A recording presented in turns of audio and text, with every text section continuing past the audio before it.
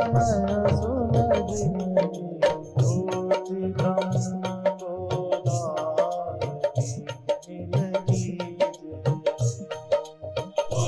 नीलगी कृष्णं वन्दे जगद्गुरुं कृष्णं वन्दे जगद्गुरुं।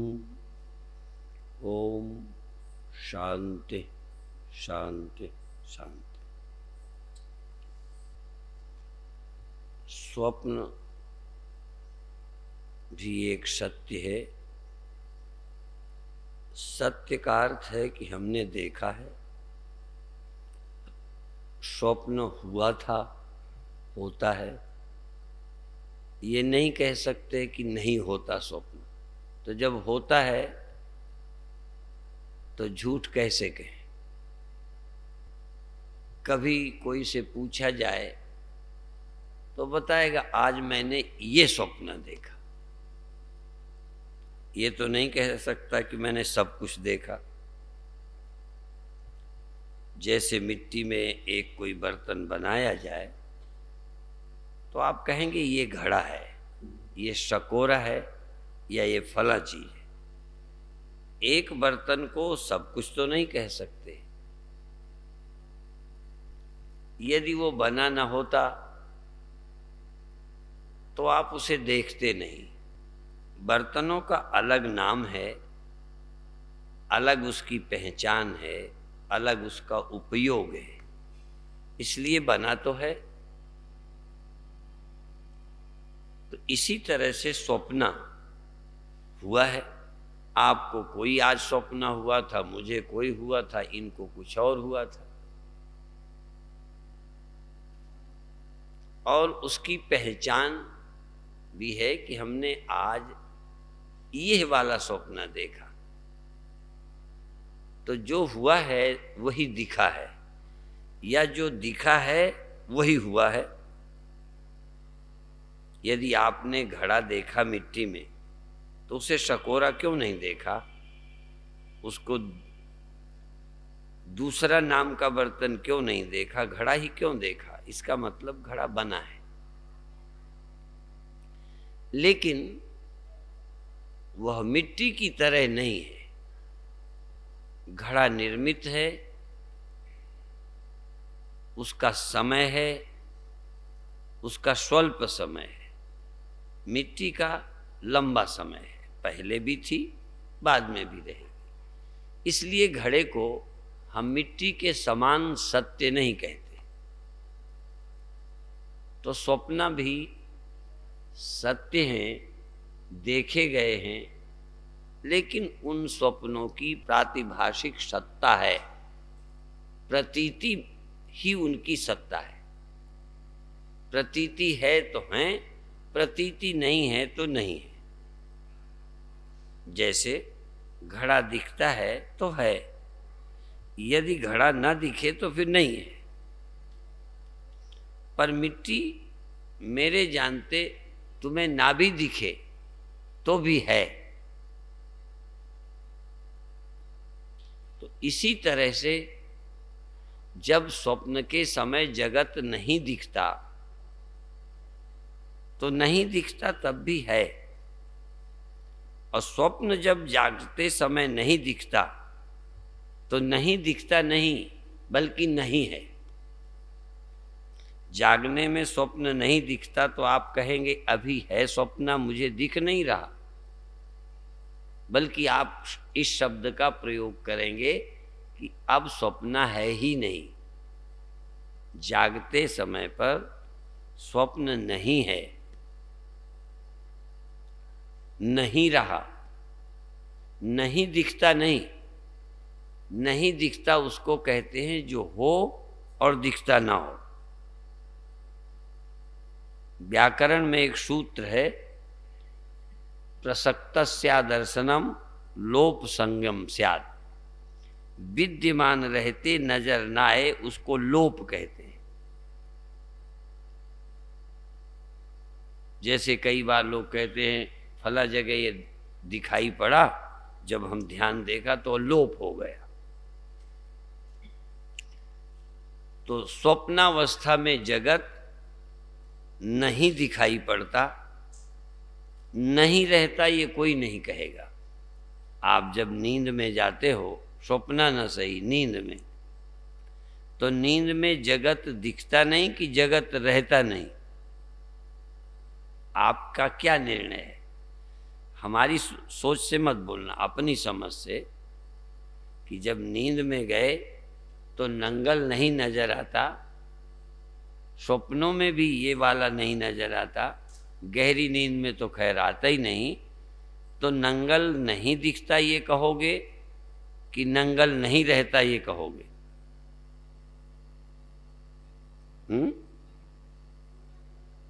नहीं दिखता।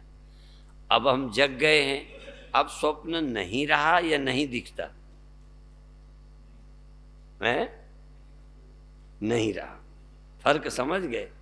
स्वप्न का न दिखना माने न रहना, और जगत का न दिखना माने न रहना नहीं है। नहीं दिखता, न रहना भी होता है। जैसे इस समय तुम्हारा बचपन तुम्हें नहीं दिखता या नहीं रहा? नहीं रहा, इस समय है नहीं। नहीं दिखता तो तब कहते जब होता हो नहीं दिखता। इस समय मुझको दिन नहीं दिखता, तो इस समय दिन नहीं दिखता या नहीं है? नहीं है। हो सकता है अंधे को दिन में या प्रकाश में प्रकाश नहीं दिखता, तो वो तो कह सकता है कि मुझे प्रकाश नहीं दिखता। नहीं दिखता पर चार आदमी को दिख रहा है, वो कह रहे हैं प्रकाश है। प्रकाश है, उसे नहीं दिखता। तो एक होता है होते हुए न दिखना, और एक होता है कि न दिखना माने नहीं होना। तो स्वप्न का न दिखना नहीं होना है, जगत का न दिखना नहीं होना नहीं है, न दिखना है। ऐसे ही जिनको जगत दिखता है उन्हें सत्य नहीं दिखता। जिनको जगत दिखता है, जागृत में हम सबको जगत दिखता है। सत्य माने परमात्मा। परमात्मा जग गए तो आपको दिखता है क्या? आप सब लोग जगते हो, आपको परमात्मा जगने पे दिखता है क्या? जगत दिखता है। जगत जागते में दिखता है, परमात्मा जग जाने पर भी नहीं दिखता। वो दिखेगा जानने पर फिलहाल सभी लोग जगते हैं। यदि जगने से परमात्मा दिख जाता तो फिर हमारी या किसी संत की प्रवचन की जरूरत ही बोलो नहीं रहती। फिर किसी गुरु की क्या आवश्यकता? बल्कि सब कुछ इंद्रियों से दिखता रहता है। स्वप्न दिख जाता है, नींद हो जाती है, जगत दिखता है। परमात्मा ही एक ऐसा है जो नहीं दिखता, अर्थात परमात्मा में अंधेरा है। जो चीज विद्यमान होते न दिखे तो या तो हमारे देखने की इंद्रियां नहीं है, और या अंधेरा है। अंधेरे में भी तो चीजें नजर बोलो, हाँ, जागृत में भी जागे हैं और अंधेरे के कारण कई चीजें नहीं नजर आती। अंधेरे में व्यक्ति नजर नहीं आता, पेड़ नजर नहीं आता, कोई जीव जंतु नजर नहीं आता, पड़ा होता है। इसीलिए गुरुओं ने ये कह दिया, जो 100 चंदा उगो सूरज चढ़े 1000, एते चानन होंदे गुरु बिन घोर अंधार। माने इस लाइट से भी वो नहीं दिखता, क्योंकि ये लाइट उस अंधेरे को दूर नहीं करती। ये जो सूर्य चंद्रमा की लाइट है, ये अज्ञान अंधेरे को दूर नहीं करती। मान लो मेरा नाम तुम्हें पता ही ना हो, मेरा परिचय ना हो, और लाइट जला दो, तो लाइट जलाने से मेरा परिचय हो जाएगा? अपरिचित आदमी को मैं खड़ा कर दूं और दिन में खड़ा कर दूं, आप बता दो इसका नाम क्या है, ये किसका लड़का है, कहाँ का रहने वाला है, किस जाति का है, लाइट से दिख जाएगा। इसका मतलब इस लाइट से सब कुछ नहीं दिखता। तो परमात्मा भी चंद्रमा सूरज के होने से, बोलो हाँ, नहीं तो दिन में सबको भगवान दिख जाता। तो यह वाली रात, यह वाला अंधेरा कुछ चीजों को नहीं दिखने देता, और यह वाली लाइट कई चीजों को दिखाई देने में सहयोग देती है। लेकिन सूर्य की लाइट, चंद्रमा की लाइट, बिजली की लाइट और आपने आग जलाकर जो की लाइट, इससे भी परमात्मा नजर, यहाँ तक इन इंद्रियों से भी परमात्मा नजर, न तत्र चक्षुर गच्छति न वाग गच्छति न मनो न विद्मो न विजानीमो। इन आंखों से भी भगवान नहीं दिखता। इन आंखों से दिखता होता और अंधेरे के कारण न दिखता तो इसी लाइट से दिख जाता। जैसे लाइट अभी बुझा दें तो तुम मुझे नजर नहीं आओगे, क्योंकि इन आंखों से दिखते हो, लाइट नहीं होने से नहीं दिखते, लाइट होते ही इन आंखों से दिख जाओगे। यदि भगवान इस अंधेरे के कारण न दिखते होते तो उजेले से दिख जाते, क्योंकि इन आंखों से देखने की चीज थे पर अंधेरा है। परमात्मा बिना गुरु के, बिना शब्द के, देखने की, जानने की पद्धति के बिना परमात्मा होते हुए भी लोगों को नहीं मिलता। अच्छा, जिनको भगवान नहीं मिला, वैसे तो बहुत हैं अभी जिनको नहीं मिला, बल्कि मिलने वालों की संख्या बहुत, बोलो हाँ, लगभग ना के समान है। उनमें आप भी शामिल हो, ये मत समझना कि आपको मिल गया। यदि मिल गया होता तो भगवान पाने के लिए कोशिश न करते, और कुछ के लिए करते, पर भगवान पाने की कोशिश क्या जब मिल गया। पर हमें और कुछ भी मिल गया होगा, भगवान ही एक ऐसा है जो नहीं मिला। और भगवान मिल जाए तो जन्म मरण मिट जाता है। भगवान मिल जाए तो भेद भ्रम चला जाता है। जगत की सत्यता का भ्रम टूट जाता है यदि किसी को सत्य नारायण मिल जाए। औरों की जो सत्यता मालूम पड़ती है उनकी सत्यता मिट जाती है, परमात्मा की सत्यता मालूम पड़ती है। इसीलिए गुरुओं ने कहा, ज्यों स्वप्ना और पेखना ऐसे जग को जान। इनमें साचो कुछ नहीं, नानक बिन भगवान।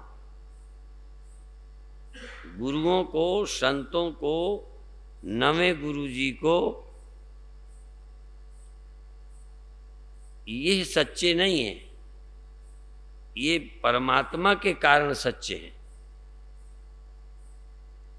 नजर उनको भी आ रहे हैं पर यह नहीं है, इनमें वो है जिसकी सत्यता। जैसे घड़े में घड़े की सत्यता नहीं है, घड़े में मिट्टी की सत्यता है, लहर में जल की सत्यता है। इस जगत में जिसकी सत्यता है उसका सिर्फ नाम सुना है, आपने परिचय नहीं है। जिसकी सत्यता है सिर्फ कहते हो कि भगवान है, पर जिसकी सत्यता ही है इसमें, जो ये दिख रहे हैं इनकी सत्यता नहीं है, इसलिए इनमें सांचो कुछ नहीं। इनमें कोई भी सत्यता नहीं है। असल में इसमें सत्यता तो भगवान की है, और वो हमें नजर नहीं आता। तो जो भगवान की सत्यता है नहीं नजर आती, तो ये इन्हीं की सत्यता मालूम पड़ने लगती है। सपने उस समय सच्चे लगते हैं जब तक सच्चा सच्चा नहीं लगता। ध्यान रखो, जब तक सच्चा वाला सच्चा नहीं लगता तब तक स्वप्न सच्चा लगता है। जब मेरी नजर में कोई सच्चा आ जाता है तो झूठा अपने आप झूठा लगता है। वहां कोई गुरु नहीं बनाया। जब यह जगत मुझे सच्चा लगा तो सपने सपने लगे। जब यह जगत तुम्हारी नजर में आया तो सपना क्या लगने लगा? सपना। फिर किसी को समझाने की जरूरत नहीं है। तुम्हें भी जिस दिन भगवान सच्चा लगेगा उस दिन जगत झूठा समझाना नहीं पड़ेगा, क्योंकि दो सच्चे नहीं है। मिट्टी भी सच्ची और घड़ा भी सच्चा, दो पैरेलल समानांतर समान सत्य नहीं है। दोनों की सत्यता समान नहीं है। एक टेम्परेरी सत्य है, एक परमानेंट है। एक दिखता है, एक है। घड़ा दिखता है, मिट्टी है। ना दिखे तो भी है।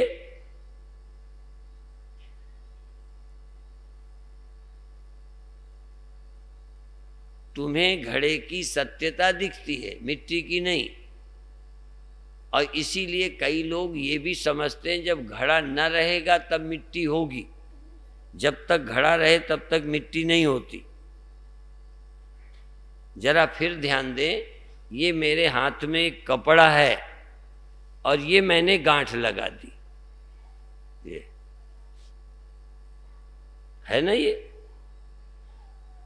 तो यहां तो कपड़ा है, यहां गांठ है। यहां कपड़ा है, ये तो देखो मूर्ख आदमी भी कह देगा। तुमने कह दिया, कोई आश्चर्य की बात नहीं है, तुम तो समझदार हो। यह कपड़ा है, बच्चा भी कहेगा। और ये बोलो गांठ है। यहां कपड़ा तो है नहीं, बोलो। अच्छा, जिसमें मेरी उंगली रखी है कपड़े में तो नहीं रखी? ये सोच के बोलना। मेरी उंगली जो रखी है वो कपड़े में है या गांठ में है?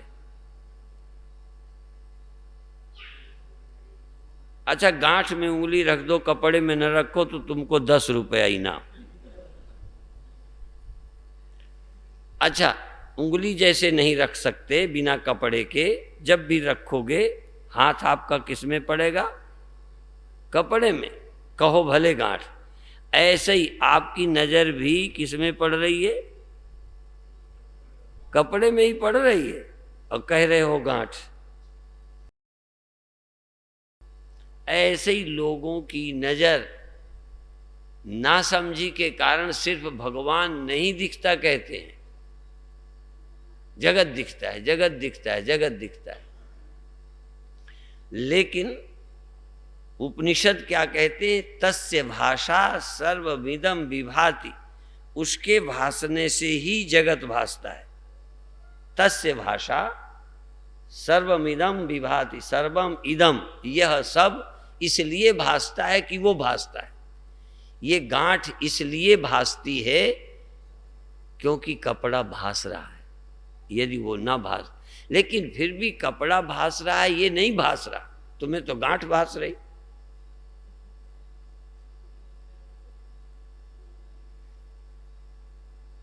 बिना कपड़े के भासे, बिना कपड़े के नजर आए, बिना कपड़े के हुए गांठ न हो सकती है, न भास सकती है।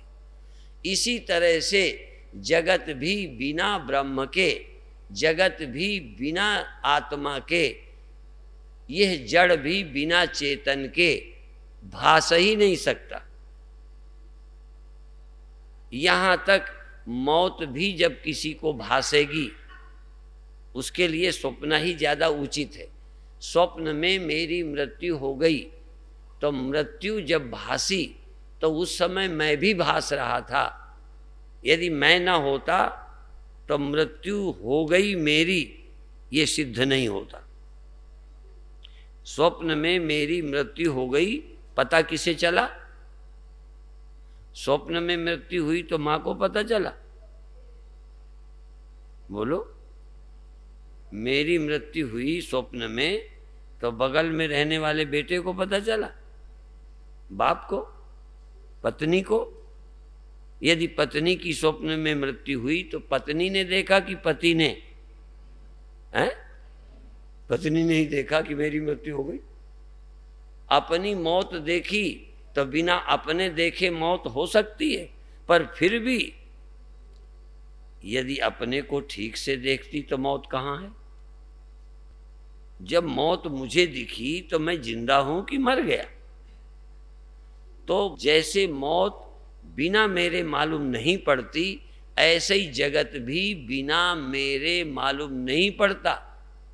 और फिर भी मुझे देह मालूम पड़ता है, इंद्रियां मालूम पड़ती हैं, मन मालूम पड़ता है, जन्म मालूम पड़ता है, मृत्यु मालूम पड़ती है, पर सच्चे अर्थों में मैं ही मुझे मालूम नहीं पड़ता। यद्यपि जो मालूम पड़ता है उसे आप मैं कह रहे हो, जो आपको मालूम पड़ता है उसे मैं कह रहे हो, और जिससे मालूम पड़ रहा है उसे मैं नहीं समझते। एनेदम सर्वम विजानात तम केन विजानियात। जिसके द्वारा स्वप्न मालूम पड़ता है वो नहीं मालूम पड़ रहा, जिसके कारण मौत मालूम पड़ती है वो मालूम नहीं पड़ रहा, मौत मालूम पड़ रही। जिसके कारण मौत का स्वप्न है वो मालूम पड़ जाए तो मौत क्या है? वो तो मौत का भी दृष्टा है, मौत का भी जीवन है, मौत का भी आधार है, वो वेश है। बिना मेरे मौत, बिना मेरे स्वप्न, बिना मेरे दुख, बिना मेरे दुख नहीं सिद्ध होता। पर मैं दुख को सिद्ध कर रहा हूं, स्वयं को भूला हुआ।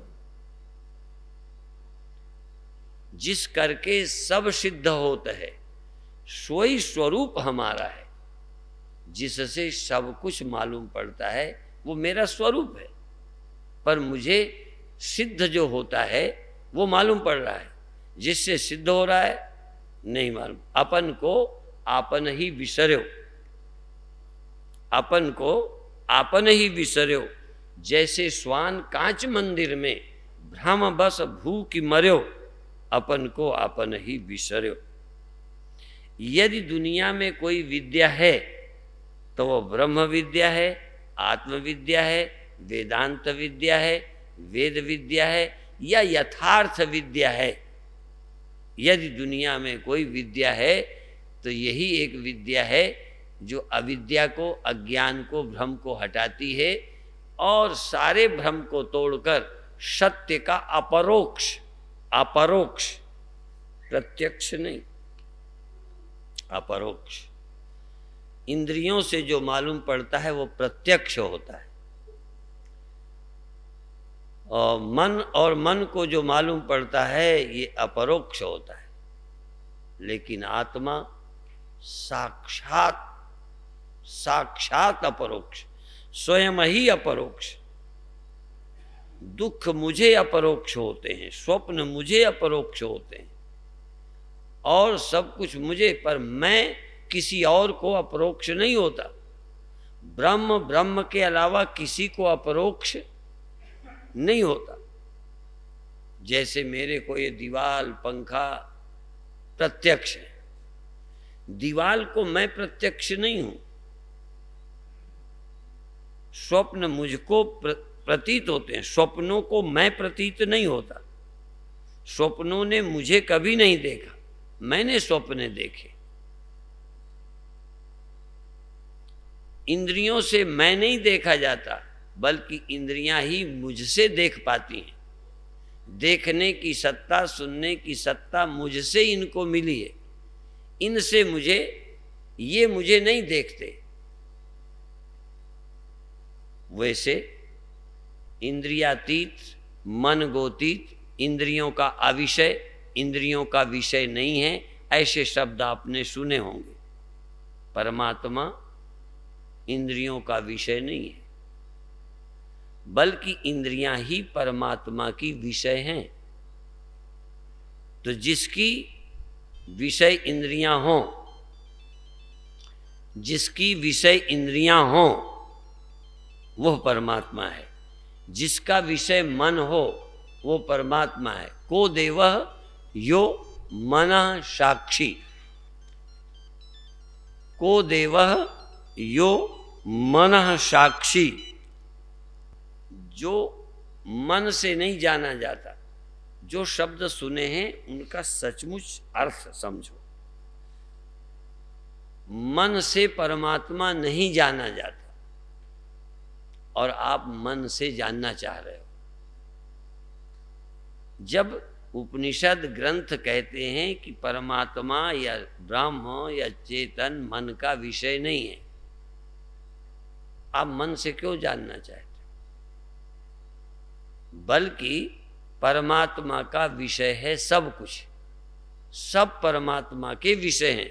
मन भी परमात्मा का विषय है, परमात्मा से मन जाना जाता है। आप कभी ध्यान करके देखो कि मन जाना जाता है या मन जानता है? और मन जाना गया तो किससे जाना गया? किसने जाना मन को? कौन है?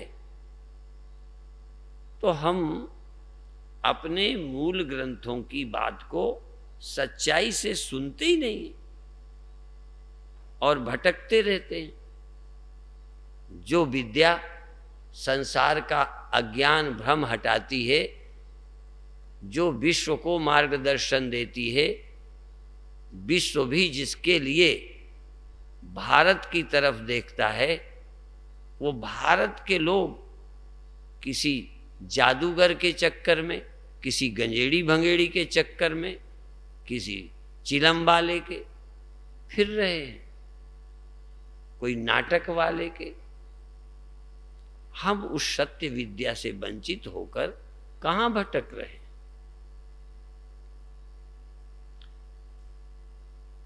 इतनी ऊंची विद्या है कि कभी कभी कई लोगों को ये पकड़ नहीं आती। इसकी भी एक कमी है। जैसे सब लोग साइंटिस्ट नहीं हैं,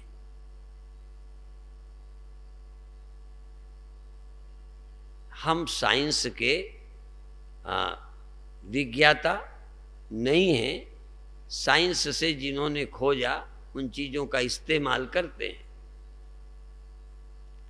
ऐसे ही सब लोग उस सत्य को ठीक से समझने वाले नहीं हैं।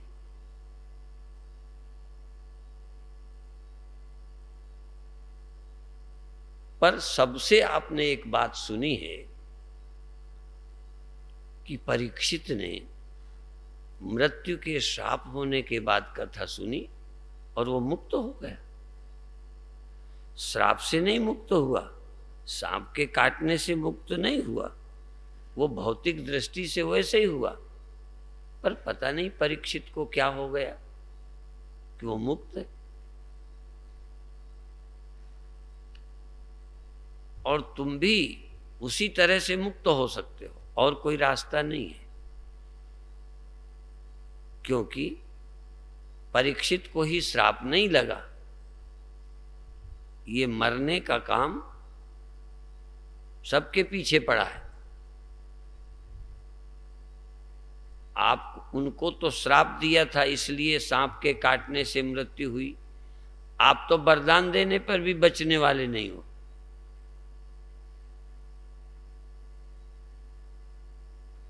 वरदान भी तो मिला था प्रहलाद के बाप को, तो बचा था क्या? एक तरफ श्राप वाला मृत्यु से मुक्त हो गया और एक तरफ वरदान वाला मर गया। तो आप किसके भरोसे बचोगे? कथा के भरोसे कि वरदान के भरोसे? आपकी क्या तैयारी है?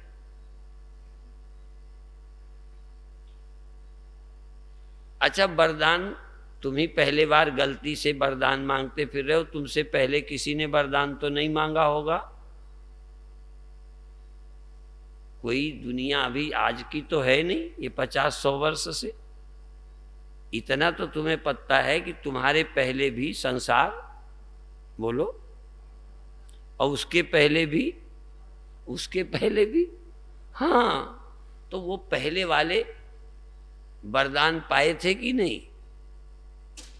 तुम तो कलयुग के हो, तुम में तप नहीं है। जो तुमसे पहले जिन्होंने वरदान पाया होगा वो कहाँ गए? तो ये न मरना क्या चीज है? क्या न मरना, मेरा न मरना तुम्हें दिख जाएगा? परीक्षित का न मरना किसी ने देखा क्या? किसी आदमी का न मरना तुम देख सकोगे? कबीर साहब का मरना कबीर के घर के कबीर के भगत भी नहीं देख सकते थे। इसलिए कबीर साहब कहते हैं, कहें कबीर सुन री लोई, हो नहीं मरना रोए न कोई रोए नहीं। क्यों कहते हैं रोए नहीं? जब मरने नहीं है तो आप ही ना रोएंगे लोग। यदि मुझे न मरना हो तो मुझे ये समझाने की क्या जरूरत कि तुम रोना मत। अभी मैं जिंदा हूं, कोई नहीं रोता, मेरे चेले भी नहीं रोते, क्या है परमानंद मर गए। यदि मैं नहीं मरूंगा तो रोएंगे क्यों? पर कबीर साहब जानते हैं कि मैं इनको मरा नजर आऊंगा और मैं मरूंगा नहीं। ये दो बातें हैं। मैं मरा दिखूंगा भी, इसीलिए समझाने की जरूरत है कि मैं मरूंगा नहीं, तुम रोना मत। तुमको दिखाई तो ऐसे ही पड़ेगा कि कबीर साहब मर गए, तुम तो मरना ही देख सकोगे। बचना तो सिर्फ वही जानता है जो बचा है, जानता है, सिर्फ वही जानता है, नहीं तो औरों को तो मरा ही मरा नजर आना है। तुम तो कृष्ण को भी मरा देखोगे, तुम तो राम को भी मरा देखोगे। तुम मानो या न मानो, तुम्हारी नजर में कृष्ण भी मर गए हैं। यदि शरीर से न रहने का नाम मौत है तो कृष्ण बचे हैं क्या? और नहीं मरे तो क्यों नहीं मरे ये बताओ। जब आज दिख नहीं रहे, मिल न रहे, बात नहीं करे, और यदि वो होते तो तुम्हें मूर्तियों की जरूरत क्या थी? जिंदा में किसी की मूर्ति नहीं रखी जाती, ये एक पहचान है। एक बार जयपुर वाले, तो उन्हें तो मूर्तियां बेचने से मतलब, कहने लगे आपकी हम एक प्रतिमा बनाना चाहते हैं। मैंने कहा अभी तो मैं जिंदा हूं, मेरी प्रतिमा बना के क्या करोगे? और भगवान कृष्ण यदि नजर आते तो अपन प्रतिमा मिला लेते, सही है कि गलत है। एक जगह ऐसा भी हुआ, हमने गुरुदेव की प्रतिमा बनवाई धार से, तो हमें जची नहीं। तो कहते हैं कि कलाकार ये देखता है कि भविष्य में मूर्ति कौन सी अच्छी लगेगी। आपने तो गुरुदेव को देखा है, आप गुरुदेव से प्रतिमा मिलाते हो, भविष्य के लोग प्रतिमा से गुरुदेव को मिलाएंगे। बात समझ में आई? आप कृष्ण की प्रतिमा से कृष्ण को मिलाओगे, पर जिन्होंने कृष्ण को देखा होगा वो कृष्ण से प्रतिमा मिलाएंगे। पर दुर्भाग्य से तुमने किसी ने नहीं देखा, इसलिए जैसी भी प्रतिमा बनाएं चलेगा। एक बार एक सरदार जी ने मुझे पत्र लिखा कि आप समझाओ ये सनातन धर्मियों को, हिंदुओं को, ये भगवानों की प्रतिमा कैसी बनाते हैं? बद्रीनाथ, केदारनाथ, नौ जानवरों जैसे मुंह देखा है तुम्हें? कोई जचते हैं? आदमी जैसे भी नहीं। बहुत तीर्थों की प्रतिमाएं देखी है ना, कैसे बद्रीनाथ कैसे हैं, केदारनाथ कैसे हैं, उनके चेहरे देखे हैं? दाढ़ी आड़ी कुछ समटी सी, पता नहीं कैसे से। ऐसा आदमी कोई नहीं होता जैसे हमने बनाए हैं। तो उन्होंने खैर कहा, उनको मैंने जवाब कोई नहीं लिखा, क्योंकि हम आदमी जैसा बना देते तब भी भगवान गड़बड़ हो जाते। हमारे यहाँ भगवान की प्रतिमा बनाना आवश्यक नहीं है, वो एक समझाने के लिए। तो खैर, यदि भगवान व्यक्ति ही थे तो नहीं रहे, और भगवान नहीं रहे तो इसका मतलब व्यक्ति नहीं थे। और मैं भी यदि व्यक्ति हूं तो मैं बूढ़ा हुआ हूं, मर जाऊंगा। अभी इतना तो कम से कम मेरे पर भी लागू है। और यदि मैं नहीं मरूंगा तो इसका मतलब इस शरीर से, बॉडी से अलावा मैं कुछ हूं। कृष्ण तो छोड़ो, राम तो छोड़ो, तुम भी नहीं मरोगे। तुम नहीं ब्रह्म हो तब भी तुम देह छोड़ोगे, तुम तो नहीं मरोगे कि मरोगे?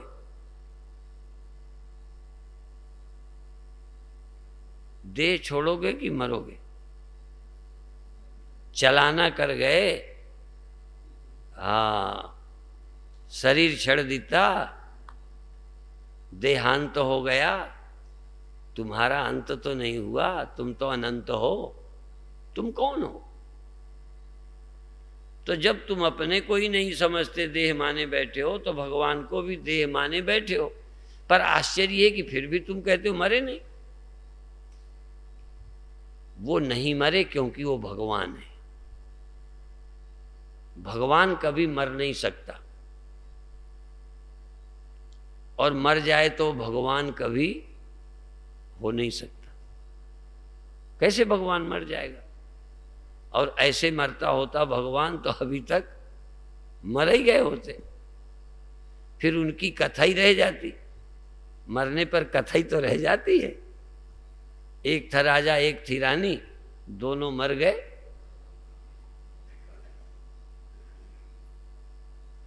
और लगे कहान कुछ कथा पुरानी। वो ऐसे थे, वो ऐसे थे, पिताजी ऐसे थे, बाबा ऐसे थे, ऐसे चलते थे, इतने विद्वान थे। गाते रहो, चले गए। तो हम तो उसकी कथा करते हैं जो मरता नहीं, जो मरता नहीं। हमारी दृष्टि से कृष्ण कभी पैदा नहीं होते, मरते नहीं है, बल्कि उनसे जगत पैदा होता है। हमारी दृष्टि से कृष्ण वो हैं जिनसे जगत पैदा होता है।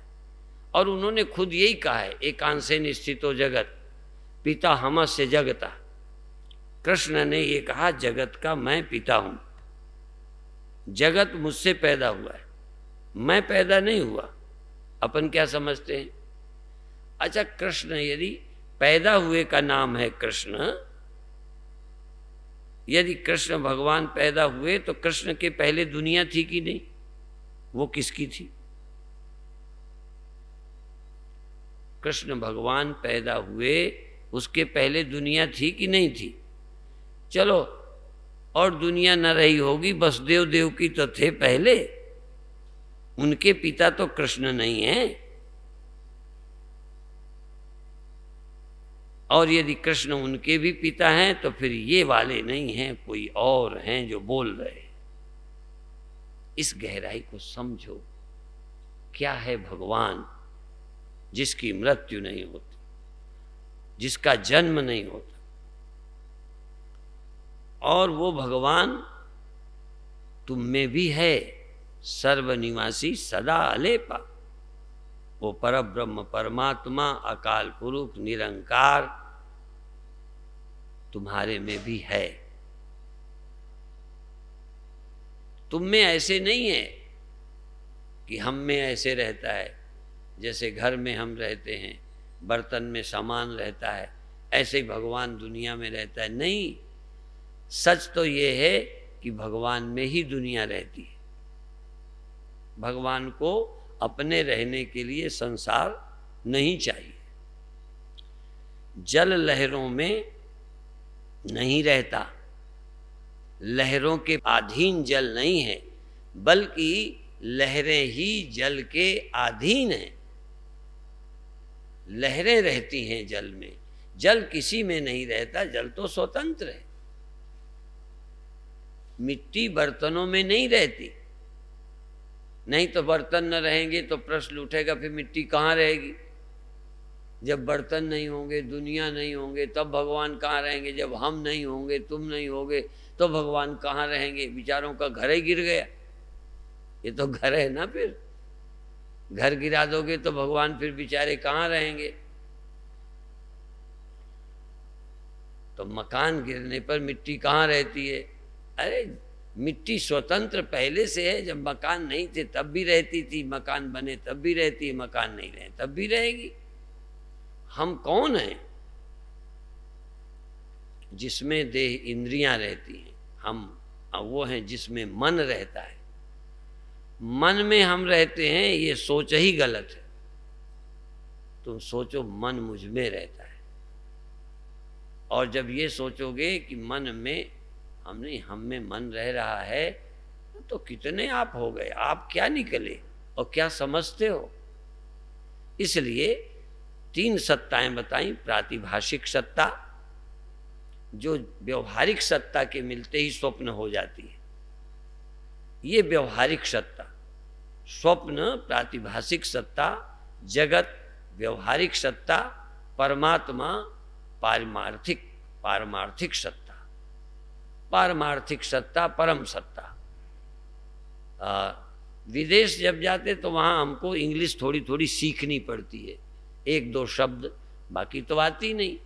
तो उसको क्लियर करने के लिए वहाँ बहुत दिन ट्रांसलेटर जब मिलते थे, वो कुछ का कुछ करें। उनके यहाँ बहुत सोल है, इंडिविजुअल सोल है। मैंने कहा इंडिविजुअल भी कोई सोल होती। इसलिए वो कहते हैं, एक और शब्द बोलते हैं, सुप्रीम ट्रूथ। सुप्रीम, अंतिम सत्य, सुप्रीम ट्रूथ, परम सत्य, अंतिम सत्य। सत्य तो स्वप्न भी है, सत्य तो जगत भी है, पर ये सुप्रीम ट्रूथ नहीं है। स्वप्न भी सत्य है, पर वो हम ही को झूठा लगने लगा। ये है जिसको हम देख रहे हैं, ये सत्य है। लेकिन ये सुप्रीम ट्रूथ है, तो परमात्मा को सुप्रीम ट्रूथ कहने की क्या जरूरत। फिर इसी को सुप्रीम ट्रूथ कह दो। यदि यही है सुप्रीम, अंतिम, वास्तविक, रियल ट्रूथ, तो फिर अनरियल क्या है। यदि ये रियल है तो अनरियल क्या है। तो ये है पर रियल नहीं है, ये अंतिम नहीं है, ये पूर्ण नहीं है, ये सचमुच सत्य नहीं है। सचमुच सत्य तो जानना है। कितने बार बोलता हूं कि हमारे यहाँ भगवान का एक नाम सत्यनारायण है, और पंजाब में तो सतनाम, जपो सतनाम। अच्छा, इसका कुछ नाम है, देखो, इसका सतनाम है नहीं। सतनाम किसका है? जो न रहे, जो न रहे उसका सतनाम है। एक लोग चुटकुला भी सुनाते हैं। एक आदमी का नाम था ठग्गू। कहा तुम्हारा नाम ठीक नहीं है, नाम चेंज करो। कहते हैं क्यों करें? कि नहीं लागू नहीं होता तुम पर। कहने लागू ना होने वाले तो बहुत नाम है। कहने लगे क्या क्या? कहने लक्ष्मी पीसे पीसनो। एक देवी का नाम लक्ष्मी था, दूसरे की चक्की चला के गुजारा करती थी, आटा पीस करके गुजारा करती थी, तो लक्ष्मी नाम था। कहने लक्ष्मी पीसे पीसनो, और धनपति मांगे भीख, और नाम था धनपति, और भीख मांग के गुजारा करता था। और एक का नाम था अमर सिंह, और लाश लेके जा रहे थे। कहने कौन है? कहने अमर सिंह। तो कहने लगे लक्ष्मी पीसे पीसनो और धनपति मांगे भीख, अमर सिंह यमपुर चले, तो फिर ठग्गू नाम है ठीक। फिर ठग्गू नाम क्या बुरा है? तो यदि सत्य नाम है जो ना रहे, तो फिर झूठ नाम किसका है? तो जितने नाम हैं सब झूठे, एक ही नाम है सत्य। किसका? यदि तुम्हारा सत्य नाम है तो फिर ये झूठों का सत्य नाम होगा। ये सतनाम है, ये तो न रहने वाला है। तो रहने वाला कौन है?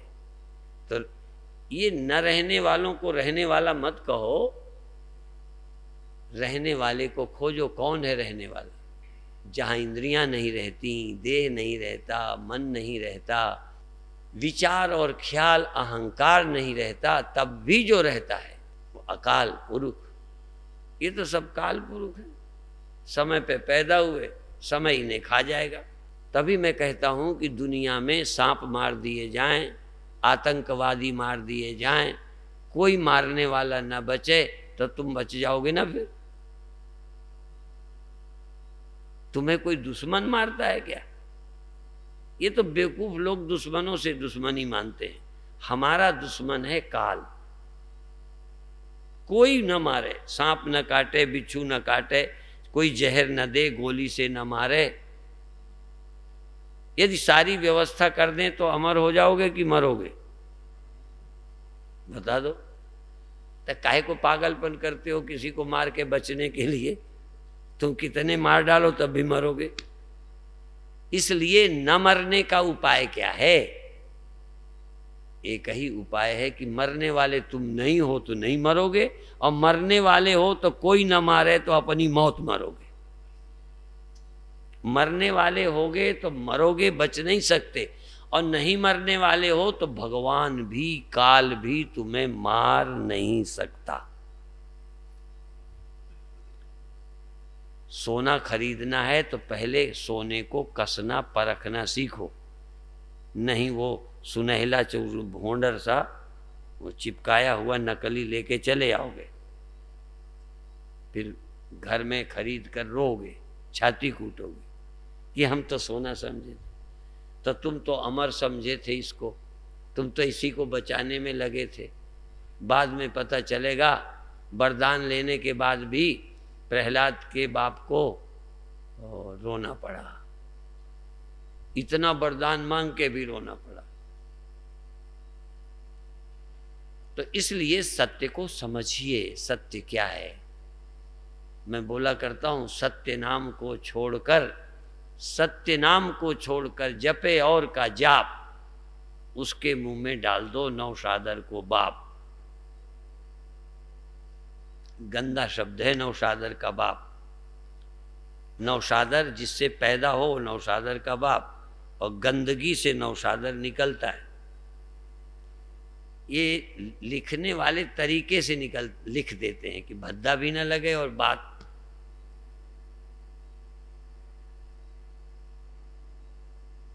देखो वो मृग चर्म होता है ना, मृग चर्म, ऐसे बंडल लपेट के परशुराम जी सबको मारते हैं, और जूता बना के मार दे तो शकल बदलते ही जाने क्या अर्थ निकल आता। मृग छाले को यूं घुमाकर परशुराम ऐसे मारते हैं, आशीर्वाद हो जाता है, और शकल बदल दो तो अपमान हो जाता है। कभी कभी मैं बोलता हूं पीतल का जूता बनाओ, छोटा सा डिजाइन का। वो मैंने देखा था इसलिए भूलता नहीं हूं। मैं हिसार में गया एक बार, किसी के घर मेज में वो रखा था, तो मैंने कहा ये क्या है? तो सिगरेट बीड़ी पीने वाले उसमें झाड़ते रहते हैं। मैंने कहा अच्छा। पीतल का जूता बना रखा था, 100 पीस, और उसी में अपना। तो मैं सोचने लगा कि यदि इसी जूते की शकल की कटोरी बना के इसमें दाल डाल के खिलाए, है तो पीतल की, पर शकल बना देने से कितना बुरा लगेगा। हम शकल को देखकर प्रभावित हो जाते हैं, हम सत्य को नहीं जानते। तो ये देखें कौन नहीं बदलता। सुनते हैं गीता में, न जायते मृते वा कदाचिन नायम भूत्वा भविता वा न भूया अजो नित्या शाश्वतो यम पुराणो न हन्यते हन्यमाने शरीरे। इसी तरह अविकार्यो यमुच्यते, जो अविकारी है, बदलता नहीं है।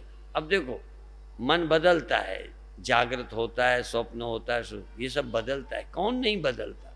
और वो यहीं रह रहा है, नहीं बदलने वाला। जहाँ बदलने वाला वहीं ना बदलने वाला रहता है, जहाँ जड़ रहता है वहीं चेतन रहता है, जहां मन रहता है वहीं साक्षी रहता है,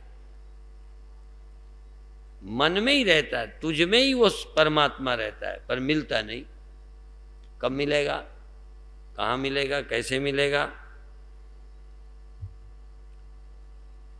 उस परमात्मा को जानने के लिए मैं एक बात कहकर समाप्त करता हूं।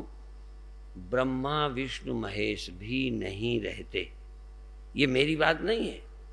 उपजहि जासुवंशते नाना शंभु बिरंचि विष्णु भगवाना, ये उपजते हैं, ये मेरी लिखी तो रामायण नहीं है।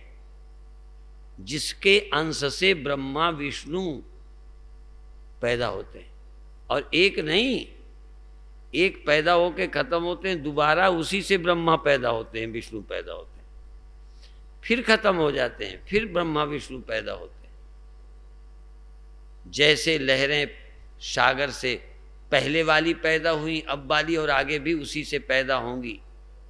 सागर वो है जिससे लहरें पैदा होती हैं, और विचार सागर में कह दिया लहरी विष्णु महेश, लहरी विष्णु महेश, विष्णु और महेश लहरें हैं। यानी वो सत्य कौन है, फिर सागर कौन है? भाई ब्रह्मा विष्णु लहरें हैं तो सागर कौन है? और रामकृष्ण उससे पैदा हुए हैं, तो ब्रह्म क्या है, परमात्मा क्या है? तो परमात्मा 100 है क्या? परमात्मा तो एक ही है। उससे ही ब्रह्मा विष्णु उपजे, उसी से तुम उपजे, और जो उनका आत्मा जिससे वो उपजे उनका आत्मा ब्रह्म है, तो तुम्हारा आत्मा भी ब्रह्म ही है। और ब्रह्मा ब्रह्मा होने के कारण निर्भय नहीं है, विष्णु विष्णु होने के नाते मुक्त या निर्भय नहीं है। विष्णु विष्णु होते हुए भी वो अपने को ब्रह्म जानते हैं। कोई लहर इसलिए नहीं है कि लहर है तो अविनाशी है, लहर इसलिए अविनाशी है कि वो जल है, बस। कोई ज्यादा अभ्यास और प्रैक्टिस कर ली, स्वामी परमानंद ने तो अमर हो गए। तुमने ज्यादा मेहनत नहीं की, अभ्यास नहीं, तो मर गए। कोई मेहनत से अमर नहीं होता, कोई लापरवाही से नहीं मरता। सत्य के न जानने से ही सब मर रहे हैं, सत्य को जान करके ही सब अमर हैं, और कोई रास्ता ही नहीं है। जो भी नहीं मरा या जो भी निश्चिंत है, चाहे चींटी हो चाहे ब्रह्म, यदि वो निश्चिंत हैं तो वो ब्रह्मवेत्ता हैं, इसलिए निश्चिंत हैं, नहीं तो मरे धरे।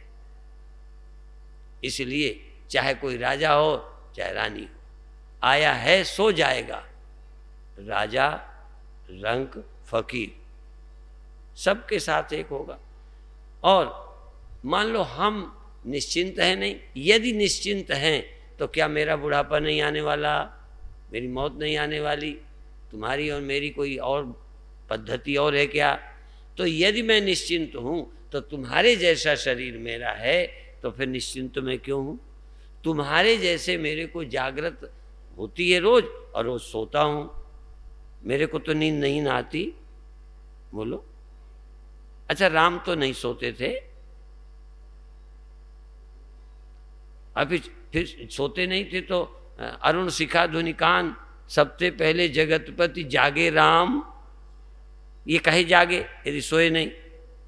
और यदि सोए जागे होकर के भी वो ब्रह्म हैं, तब क्यों है भाई? क्यों ब्रह्म है वो, क्यों निश्चिंत हैं वो? तो वो तुम नहीं कर सकते क्या? तो जिससे राम मुक्त हैं, जिस विद्या के कारण राम मुक्त हैं, और आपके यहाँ तो योग वासिष्ठ एक ग्रंथ ही है पूरा, जो राम ने सुना है, वशिष्ठ ने सुनाया है।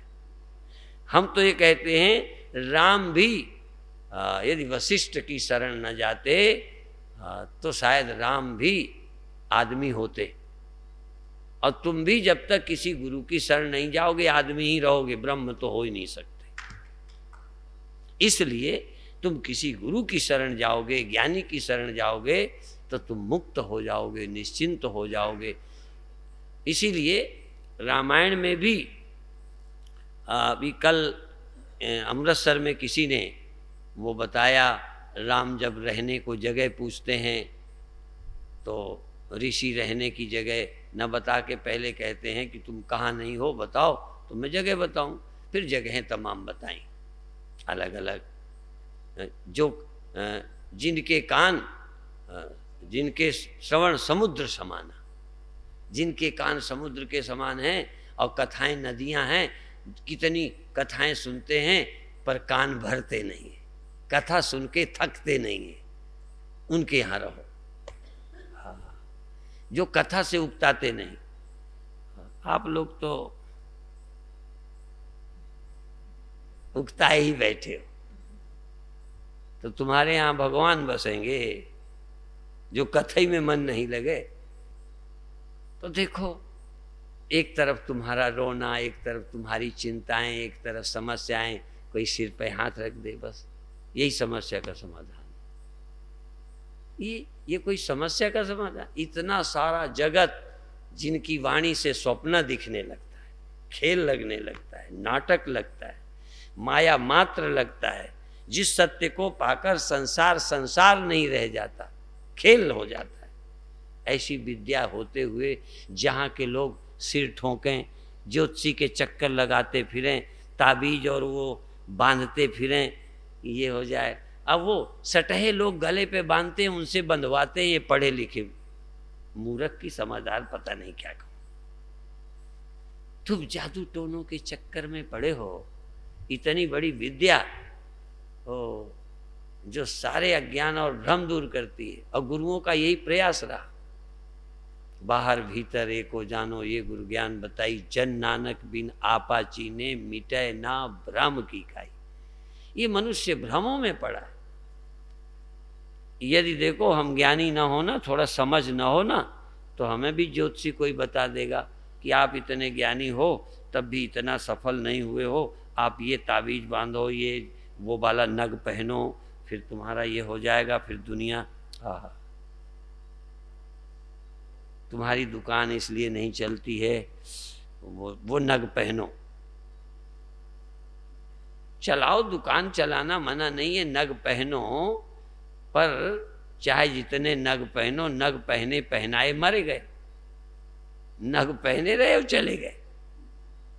हमारी एक शिष्या थी, उसने गले में और इसमें उसमें, इस साल अभी मृत्यु हो गई, ब्रह्म चेतना, कुछ लोग जानते होंगे, गुड़गांव रह के चली गई। तो सब चले जाएंगे, चले तो हम भी जाएंगे, चले तो सब चले गए।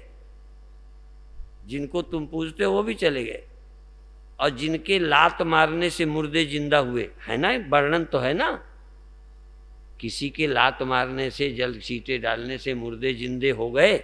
ऐसी तो तुलसीदास से भी कोई जिंदा हुआ था, तो वो कहाँ चले गए तुलसीदास? ये क्यों इन पाखंडों में पड़े हो? तैयार हो कि ये तो न रहने वाली चीज कब तक बचाएंगे? बकरे की अम्मा कब तक खैर मनाएगी? कोई ना कोई इसे काटने वाला है। बकरे तो बेचारे पैदा ही इसीलिए हुए। ये तो बलि के बकरा हो, तुम तैयार क्यों नहीं हो? तुमको तो भगवान भी नहीं बचाएगा, बचाएगा? अब बचा के दिखा दे। तभी तो मैंने कहा था कि इतने युग बीत गए, पहले के 2-4 नमूने होते कि भगवान ने इनको बचाया, इनको बचाया, हम भी देखते तो तुरंत फिर चेला बनते अपन भी। तो भगवान ने बचाया है जैसे, वो सिर्फ अंदर की फीलिंग है बचने की। तो कबीर साहब भी भीतर से बचे, तो पहले ही समझा रहे हैं कि मरूंगा मैं नहीं, तुम रोना मत, पर तुम्हें लाश नजर आएगी, तुमको लाश मिलेगी, तुम रोना मत। कभी कभी तो लाश भी लोग गायब कर देते हैं, और ज्यादातर संतों की लाश को तो फिर तुरंत ही पलथी लगा के सीधे करके बिठा देते हैं, कि जिससे मूर्ख आदमी जाने कि ओहो ध्यान लगा के शरीर छोड़ा है। यही ना, हम लोग सब रोज नाटक करते रहते हैं। हमारे यहाँ कोई बिना समाधि के मरता ही नहीं, सब तुरंत बिठा के सजा के, और ताजा ताजा जब मरता है, अरे भी समाधि, जो ज्ञान को प्राप्त हो गए, लेटे मर जाएं, बैठे मर जाएं, देह छोड़ दिया और मरे क्या हैं? वो मरते ही कहाँ हैं? पर तुम्हारा दिल भरने के लिए कि हाँ गुरु जी को बैठे देखोगे देखोगे, अब बैठे बैठे शरीर अब बैठे बैठे छोड़ दें, चाहे लेटे लेटे छोड़ दें, ज्ञानी को क्या फर्क पड़ता है? ये तो मूर्खों का दिल भरने की बातें हैं। अब इधर को शरीर छोड़ दें या उधर। इसलिए कबीर साहब वहाँ मरने गए जहाँ मरने से कल्याण नहीं होता। सारे जीवन से ही काशी, मरन गए मगहर की पार्टी, वहाँ मरने गए जान करके। वो मूर्खता को तोड़ना चाहते हैं। तुम कहोगे वहाँ मरेंगे तो मुक्ति होगी, अब ज्ञान से होंगे नहीं, भजन से होंगे नहीं, वहाँ मरने से होंगे। मान लो वहाँ ना मरें तो इतने दिन जो हमने भजन किया ध्यान किया बेकार जाएगा। यदि एकादशी को न मरें, किसी और तिथि को मर जाएं तो हमारा ज्ञान बेकार। अब मूर्ख आदमी वहाँ मर जाए तो मुक्त हो गया।